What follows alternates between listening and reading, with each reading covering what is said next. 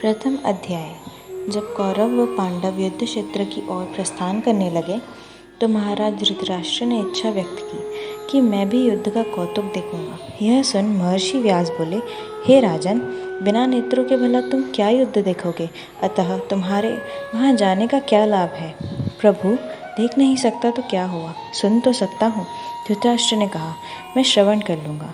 तब श्री व्यास जी बोले, इसके लिए युद्ध में जाने की क्या आवश्यकता है राजन?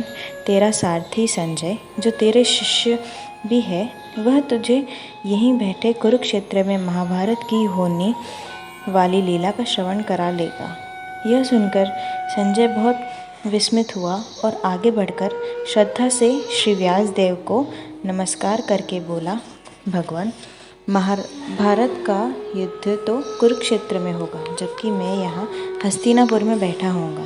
प्रभु, मैं आपकी इस आज्ञा का पालन किस प्रकार करूँगा कि यहाँ बैठे बैठे ही महाराज को युद्ध क्षेत्र की बातें बता सकूँ?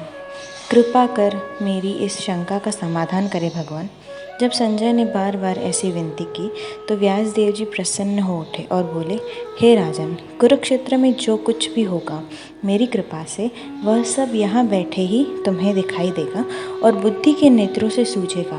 तब तू राजन को वहाँ का सब हाल कह सुनाना। जैसे ही व्यास जी ने संजय को यह वर दिया, वैसे ही संजय की दृष्टि व बुद्धि दिव्य हो गई। उसके बाद महाभारत का हाल सुना। 7 अक्षौहिणी सेना पांडवों की और 11 अक्षौहिणी सेना धृतराष्ट्र पुत्र कौरवों की, दोनों सेना एकत्रित होकर कुरुक्षेत्र की युद्ध भूमि में जा पहुँचे।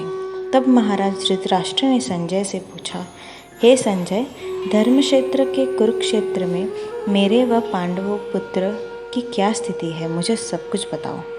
महाराज, आपके पुत्र दुर्योधन ने पांडवों की सेना पर दृष्टिपात किया और गुरु द्रोणाचार्य के समीप जाकर बोले, हे आचार्य, आप पांडवों की विशाल सेना को देखिए, जिनकी व्यूह रचना आपके परम बुद्धिमान शिष्य द्रुपद पुत्र धृष्टद्युम्न की है। उसके सहित इस सेना में बड़े बड़े योद्धा हैं। गुरुदेव, मैं आपके मुख्य योद्धाओं के विशेष में बताना हूँ। इस सेना ने धनुधारी शूरवीर अर्जुन, युद्ध विद्या में निपुण भीम, राजा युयुधान, राजा विराट, महारथी राजा द्रुपद, महापराक्रमी धृतकेतु, चेकितान और महाबली काशी नरेश, पुरीजित, कुंती भोज, नरक्षेत्र शैव्य, युधामन्यु और विक्रांत, बलवान उत्तमौजा, सुभद्रापुत्र अभिमन्यु और द्रौपदी के 5 पुत्र, यह सभी महारथी है।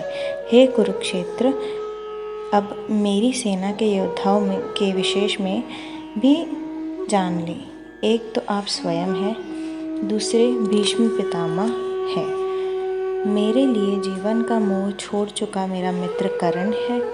युद्ध को जीतने वाले कृपाचार्य हैं।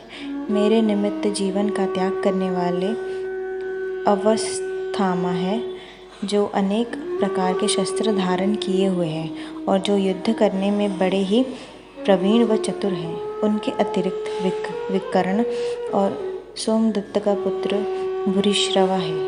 हे गुरुदेव, इनके अतिरिक्त और भी महाबली योद्धा हैं जो मेरे लिए जीवन अर्पण करने को तैयार है।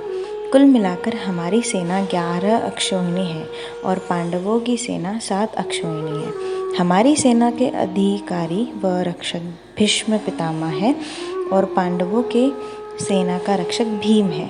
तब दुर्योधन ने अपनी सेना को संबोधित कर कहा, आप सब लोग अपने मोर्चा पर डटे रहें और हर ओर से भीष्म पितामह की रक्षा करें।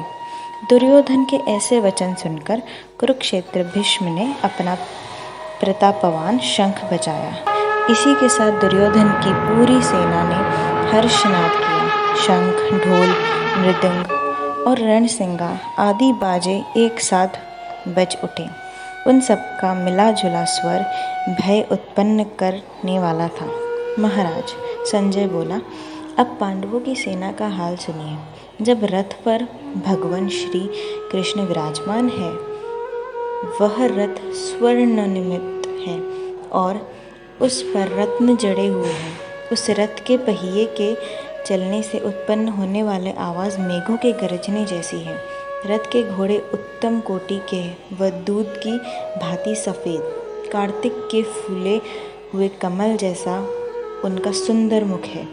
उनकी गर्दनें अति सुंदर हैं, कान और पूँछ भी सुंदर है और चरणों के पीके नुपुर स्वर्ण के पड़े हैं। महाराज, ऐसे सुंदर घोड़े के रथ पर सारथी के स्थान पर भक्त वत्सल सत्य स्वरूप आनंद मूर्ति श्री कृष्ण भगवान विराजमान है और योद्धा के स्थान पर भक्त अर्जुन विराजे हुए हैं। दुर्योधन की सेना के शंख ध्वनि सुनकर उन्होंने भी अपने अपने शंख बजाए। भगवान श्री कृष्ण ने अपना पांचजन्य नामी शंख बजाया, अर्जुन ने देवदत्त नामक शंख बजाया, भीम ने पौड्र नामक व कुंती पुत्र युधिष्ठिर ने अनंत विजय नामी शंख बजाया, सहदेव ने मणि पुष्प नामक शंख बजाया। इसके साथ ही धनुषधारी काशीराज, महारथी शिखंडी व धृतदुर्योधन और राजा विराट ने भी अपने अपने शंख बजाए। अजिति सात्यकी यादव राजा द्रुपद और द्रौपदी के पुत्र ने भी शंख बजाया। सुभद्रा के पुत्र महाबाहु अभिमन्यु ने भी अपना शंख बजाया।